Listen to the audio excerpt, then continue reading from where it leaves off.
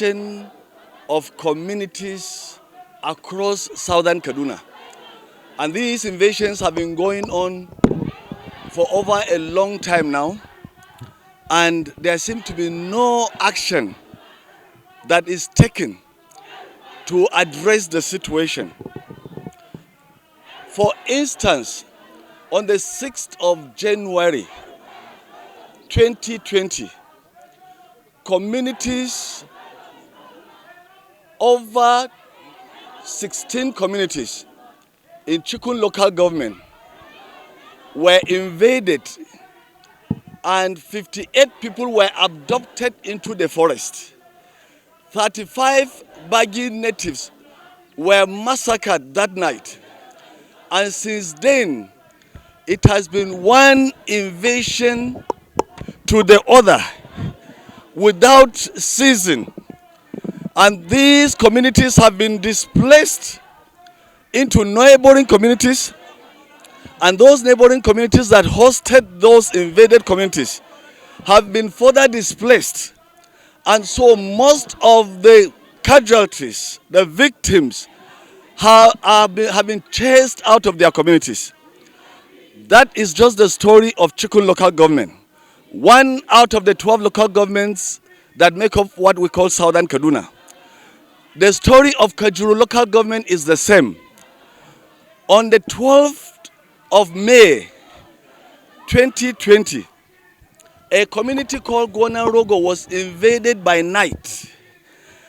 At the wake of the day, 17 people had been massacred in their sleep. The invasion continued in neighboring communities of Doka, Agwala, Ungwarana, and so on.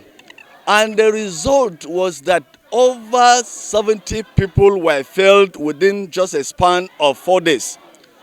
These invasions continued in Kajuru local government in over 16 communities along the Kalla remote axis, where again over 100 people were massacred and over 18 communities have been displaced. They are now living in camps, not camps organized by the government, not camps organized that the people will get help, but they are in uncompleted buildings and squatting in very dehumanizing conditions with relations.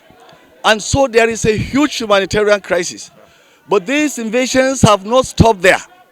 The invasions have continued in Zangon local government.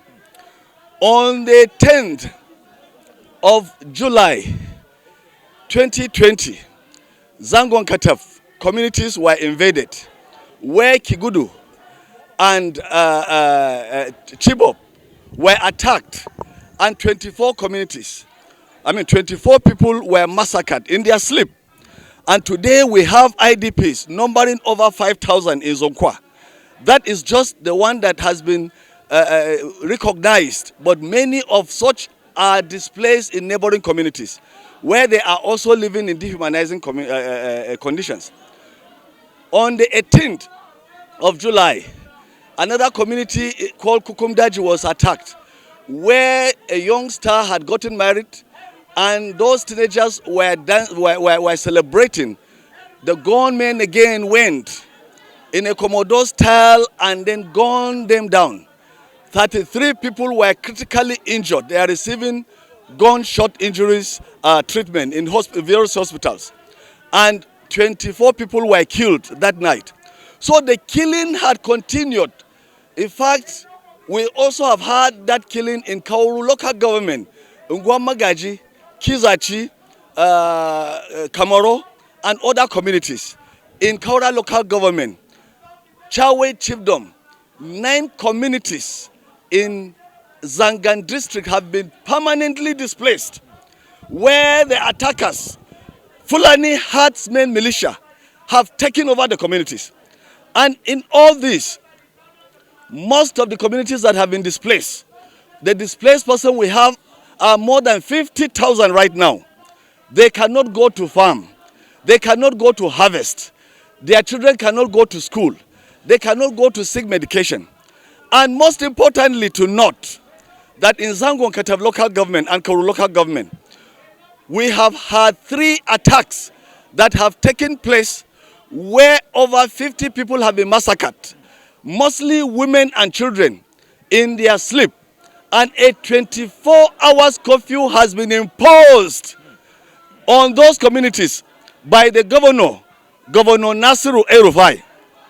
And of all these attacks that we're talking about, almost all the attacks, all the displacement, all the humanitarian crises that have been generated, the governor has not for once sympathized with these communities that have been invaded.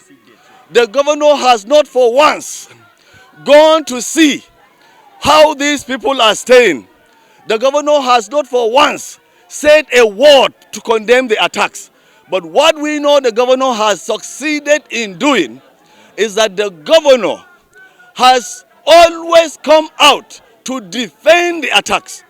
The governor has always come out to justify the attacks. The governor has always come out to give narratives why the attacks are taking place. For instance, the governor has always insisted that the peace that we need in those communities depends on the victims. And what we have realized is that when these people are being attacked by night, oftentimes, and women and children are being killed, when there are distress calls, the security personnel will oftentimes not come. And whenever they come very late.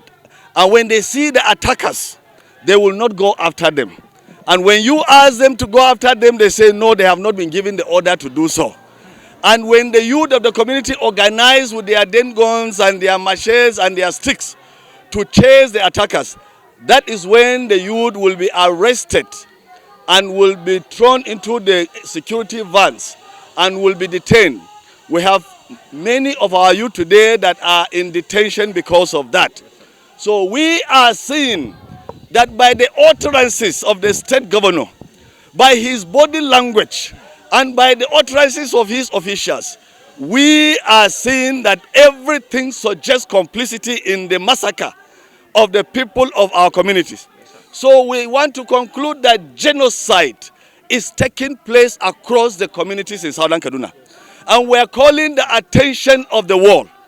We are pleading that the world must focus its attention to save the communities in Southern Kaduna from the genocide that is being by all manner of the body language and the utterances and the actions or inactions of the officials, the government of the day, that this is being assisted to take place. And so we need this assistance from the international community. We need the journalists to come on a fact-finding, to see the mass graves. We have videos to show. We have pictures to show the mass graves that will have littered all over communities in Southern Kaduna, all across our 12 local governments. We have videos to show the mass burials that are being conducted on regular basis by our clergymen, on regular basis, ceaselessly, and nothing seems to be done about it. All we hear is that they bring narratives that it is a herders-farmers clash. The question we always ask is, if it is a farmers-herders clash, those children that are killed in their sleep, I have said here that 90% of the victims of those that are massacred in their sleep are women and children, and the old people, and people that are having some infirmities. Those women and children, are they farmers? They are not killed in their farms. They are killed in their sleep, on their beds. Those women are not killed in their farms. The people that come to kill them don't come with cattle. The Fulani Militia that come to kill them come with AK-47. Yes. And they move freely with this AK-47. The day that 33 people were massacred in one night in 5 communities across Zangon Katab, the communities, the local government has been under 24 hours curfew. Running 9 weeks now, the curfew has not been lifted. But 3 attacks have taken place. And those people came in the night with vehicle and dropped. The security was still there. And they went into 5 communities and massacred. At the wake of the day, 33 people were killed. Several people were injured. Several homes and property worth billions of naira were destroyed. Billions. So that is what we have going on regular basis in our communities. And so we have no alternative than to conclude that the massacre, the genocide that is going on across our communities is being defended, is being protected by the very people that are given the mandate, the very people that are given the constitutional mandate to protect our communities from these massacres. And let me say this very clearly, that of all these several hundreds of attacks that have taken place, no one has been brought to book. None of these attackers have been, a lot of times they are apprehended. The communities apprehend them and hand them over to the security agencies, and they are paraded on media, and that is all you hear about them. So none has been prosecuted up till now. And so I want to end by saying that please, the international community must put a searchlight on what is going on in Kaduna, especially the governor himself. The governor's language, the governor's action, the governor's inaction has suggested that he cannot be unblemished in these massacres that are going on. Thank you very much. Name? Okay. My name, I'm Honorable Jonathan Asake. I'm a former member of the House of Representatives and a former special assistant to the President Obasanjo on National Assembly matters. And presently, I am the national president of the Southern Kaduna people.